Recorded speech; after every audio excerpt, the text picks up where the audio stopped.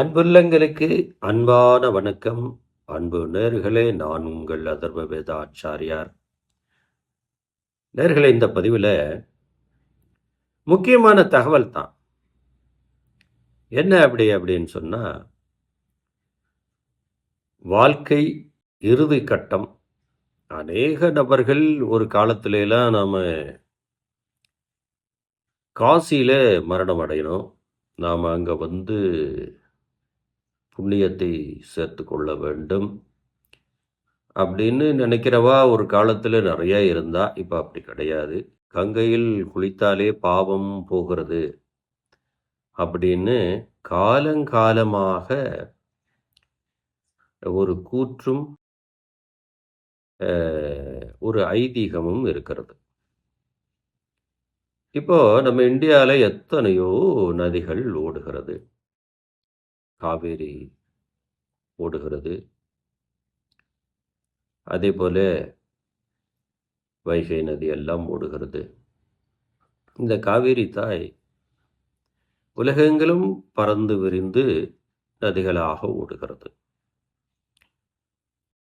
இங்கெல்லாம் குளித்தால் பாவம் போகாது, கங்கை நதியிலே குளித்தால் தான் பாவம் போகிறது. ஏன் கங்கை நதிக்கு மட்டும் அந்த சிறப்பு அப்படிங்கிறத உங்களுக்கு எடுத்துரைக்கிறதுக்காக இந்த பதிவு.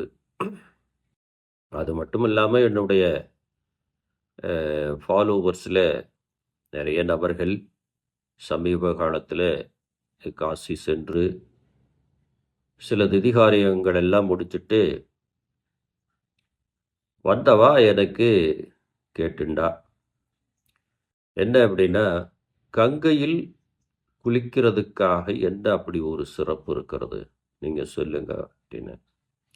இப்போ சாஸ்திர சம்பிரதாய ரீதியாக நாம் கங்கையில் குளிக்கணும் அப்படின்னு சொன்னால், அதுக்கு சிவன் பார்வதி அப்படிங்கிற அந்த கதைகளை நாம் உங்களோடு பகிர வேண்டியதாக இருக்கும்.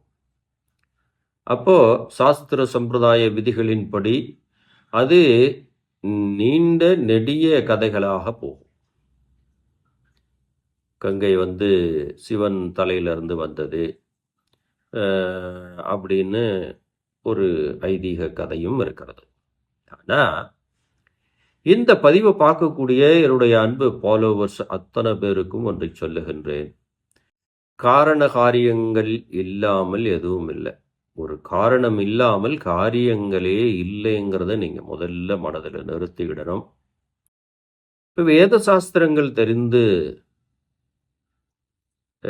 பல விடயங்களை உங்களோடு பகிர்கிறதுனால நிறைய நபர்கள் இதை நம்ம கேள்வியாக வைக்கிறாங்க. ஏற்கனவே கங்கையை பற்றி ஒரு சிறப்புகள் நம்ம வீடியோ பதிவுகள் இட்டிருக்கிறோம். அதையும் பார்க்கக்கூடிய நபர்கள் பார்த்து தெரிந்து கொள்ளலாம். ஏன்னா கங்கைக்கு ஏன் அந்த சிறப்பு? எத்தனையோ நதிகள் ஓடுகிறது. அந்த நதிகளில் குளித்தால் நமக்கு பாவம் போகாதா? கங்கையில் மட்டும் குளிச்சா தான் பாவம் போகுமா அப்படிங்கிற ஒரு கேள்விக்கு பதிலாக இந்த பதிவு. என்னுடைய பதிவை பார்க்கக்கூடிய அத்தனை நபர்கள் கொஞ்சம் பொறுமையாகவும் நிதானமாகவும் சொல்லுகின்ற கருத்துக்கள் என்ன என்பதை நிதானமாக கேட்டால் உங்களுக்கே ஆழமாக புரிய வரும். சரி, அந்த வகையில் இந்த பதிவில் கங்கையின் சிறப்பென்ன, மற்ற நதிகளின் சிறப்பென்ன அப்படிங்கிறத நம்ம பார்க்கலாம். இப்போ காவேரி மற்ற நதிகள் எல்லாமே மழையால் உருவாகி இந்த பூமி தாயால் ஈர்க்கப்பட்டு காற்றினால் உந்தப்பட்டு அது உருண்டோடுகிறது. நீங்கள் இதை நல்லா கவனிக்கணும். மழையால் இந்த நதிகளெல்லாம் மழையால் உருவாகிறது, காற்றால் உந்தப்படுகிறது, பூமியால் ஈர்க்கப்படுகிறது. அப்போ காற்றின் உதவி கொண்டு இந்த நதிகளெல்லாம் ஓடுகின்றது. அப்போ அந்த நதிகளுக்கெல்லாம் சந்திர பகவான் முழுமையாக ஆட்கொள்கிறார் அப்படிங்கிறத நீங்க தெரிஞ்சுக்கிடணும். எப்போ பூமி தாய் உள்வாங்கிறாளோ மழை வடிவிலே அந்த நீர் உருவாகிறதோ அங்கே சந்திர பகவானுடைய முழுமையான ஆதிக்கத்தை பெற்றுவிடுகிறது. ஆனால் கங்கை நதி அப்படி அல்ல. மற்ற நதிகள் எல்லாம் மழையால் உருவெடுக்கிறது. ஆனால் கங்கை நதி மட்டும் பனியால் உருவெடுக்கிறது. பனி வெப்பம் உருவாக்கப்பட்டு அது உருகி பூமியால் ஈர்க்கப்பட்டு நெருப்பால் உந்தப்படுகிறது. நீங்க இதைத்தான் ஒரு விஷயம் கவனிக்கணும். அப்போ நம்மளுடைய தாத்தா பாட்டி முன்னோர்கள் முன்ஜென்மத்து அத்தனை நபர்களும் உலகில் முன்தோன்றிய தமிழன் அத்தனை பேரும் நீங்க தெரிஞ்சுக்கிடணும். எப்படி நம்ம மூதாதையர் கண்டுபிடிச்சிருக்கிறான் பார்த்தீங்களா? அப்போ நெருப்பால் வெப்பமாக மாறி அந்த நெருப்பு உருவாகி பனிமலைகள் உருகி அது பூமியை நோக்கி உருண்டோடுகிறது. அப்ப நெருப்பால் உந்தப்படுகிறதுனால கங்கை நீது புனிதமடைகிறது. இது விஞ்ஞான ரீதியாக கூட நீங்க இத பாயிண்டாக எடுத்துக்கொள்ளலாம். அப்போ ஒரு பாவம் புண்ணியங்கள் ஒரு விஷயங்கள் எரிக்கப்படுகின்ற போது அங்கே அந்த பாவகாரியங்கள் அன்றோடு முடிவடைகிறது. அப்படிங்கிறது தான் வேத சாஸ்திர விதிகள்.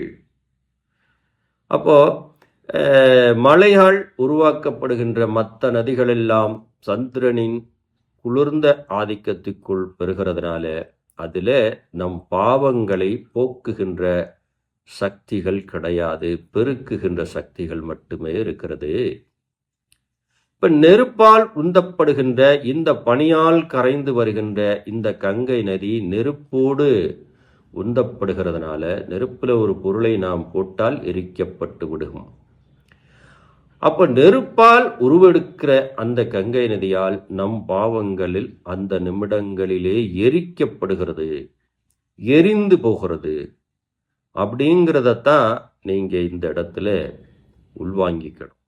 அதனாலதான் மழையால் உருவப்படுகிற காற்றால் உருட்டப்படுகிற அந்த நதிகளுக்கு பாவங்களை போக்கின்ற சக்திகள் இல்லை, பாவங்களை பெருக்கின்ற சக்தி தான் இருக்கிறது.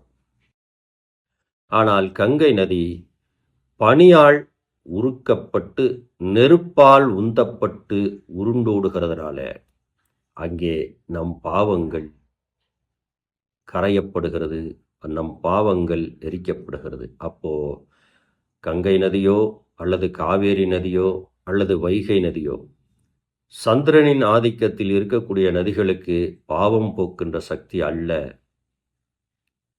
ஆனால் நெருப்பால் உந்தப்படுகின்ற அத்தனை நதிகளுக்குமே நம் பாவத்தை போக்கின்ற சக்தி இருக்கிறது. அப்படிங்கிறத நீங்க தெரிஞ்சுக்கிடணும்.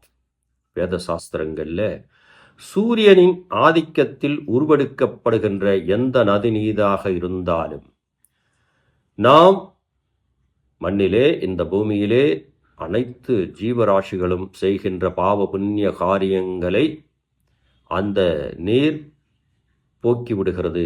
அப்படிங்கிறது தான் நீங்க தெரிஞ்சுக்கிற வேண்டிய ஒரு உண்மை. அப்போ சூரியன் எப்பவுமே பாவங்கள் எரித்து விடுவார். பாவங்களை மட்டுமல்ல, செய்கின்ற அத்தனை நன்மை தீமைகளையும் பொசுக்கி சாம்பலாக்கி விடுவார். அந்த வழியிலே உருவெடுக்கிறதுனால கங்கை நதிக்கு சிறப்பு அதிகம். ஆன்மீக ரீதியாக சிவன் பார்வதி கங்காதேவி அப்படிங்கிற கதைகளுக்குள்ள போனாலும் உண்மையான கூற்று நெருப்பால் உருவெடுக்கிறதுனால இந்த நதிக்கு பாவங்களை போக்கின்ற சக்தி இருக்கிறது. அங்கே உயிர்கள் உருவெடுக்காது. கங்கை நதியில புழு பூச்சி எல்லாம் வராது, ஒரு சுமல் இருக்காது. சுத்தமான ஒரு தெளிவான தண்ணீர்னு நம்ம வச்சுக்கிடலாம். அப்போ இதை பார்க்கக்கூடிய அத்தனை நபர்களும் தெரிந்து கொள்ளுங்கள், மற்ற நதிகளை விட ஏன் கங்கை நதிக்கு சிறப்பு என்றால், மற்ற நதிகள் எல்லாம் மழையால் உருவெடுத்து ஓடுகிறது, காற்றால் உந்தப்படுகிறது. ஆனால் கங்கை நதி பனியால் உருக்கப்பட்டு நெருப்பால் உந்தப்படுகிறதுனால அத்தனை பாவங்களும் கங்கை நதியிலே பொசுங்கப்படுகிறது அப்படிங்கிறத தெரிஞ்சுக்குங்க. இன்னும் நதிகளை பற்றி இதே மற்ற நதிகள் எத்தனையோ விடயங்கள் எல்லாம் சாஸ்திர விதிகளுக்குள்ளே வேதங்களுக்குள்ளே ஒளிச்சு வைக்கப்பட்டிருக்கிறது. இப்படி ஒவ்வொன்றாக உங்களோடு பகிர்வேன். தொடர்ந்து நம்ம பதிவுகளை பாருங்க. முடிந்த நபர்கள் ஒரு முறையானும் காசி சென்று அந்த கங்கை நதியிலே நீங்கள் மூழ்கிவிட்டு வாங்கள். நாம் செய்கின்ற பாவங்கள் அத்தனையும் அதில் கரைந்து விடும் என்று இந்த நேரத்தில் உங்கள்கிட்ட சொல்லி தொடர்ந்து நம்ம பதிவுகளை பாருங்க. இது ஒரு தகவல். உங்களுக்கு ஒரு முக்கியமான தகவலை கொண்டு வரும் வரை காத்திருங்கள் நண்பர்களே. நன்றி, வணக்கம்.